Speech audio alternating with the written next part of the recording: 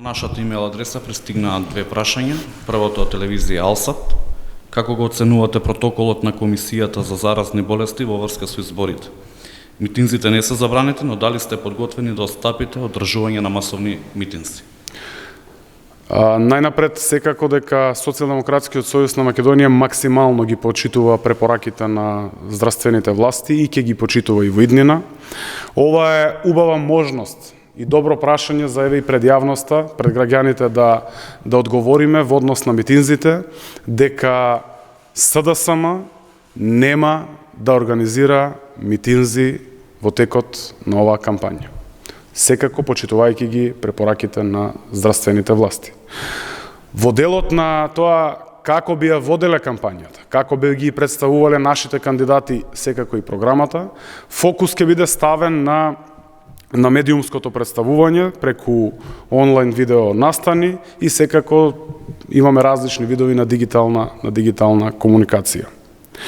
Единствено нешто на кое што може да сметаме и да размислуваме во периодов е организирање на мали средби, секако согласно протоколите и максимално почитување на препораките на здравствените власти.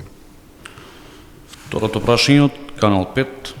Околу најавите од партијата за избори во декември, ако нема во јуни, и како правно ќе се реши утврдувањето на новиот датум за избори, а тоа да биде согласно изборниот законник? Видете вака. Ставот на СДСМ е сосема јасен и веќе неколку пати го кажуваме, еве ова е убава прилика уште еднаш да го повториме. Ставот на СДСМ е дека избори треба да се одржат веднаш, односно во првиот можен рок, веднаш кога ќе спласне кризата здравствена со коронавирусот.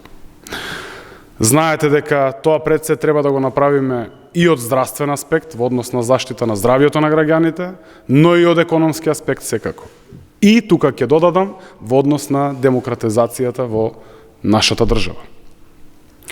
Било какво одложување на изборите заради спас на политичка кариера на пропаднати спортисти, пропаднати политичари, какви што сами се нарекуваат, е неодговорно. Нити од нивна, секако најмалце од наша страна. И јас очекувам дека избори ќе се случат по завршување на вонредната состојба, по спласнувањето на кризата и дека навистина нема да имаме потреба да размислуваме на други опции, а секако треба да ги разгледаме сите можности кои се на располагање. Ви благодарам.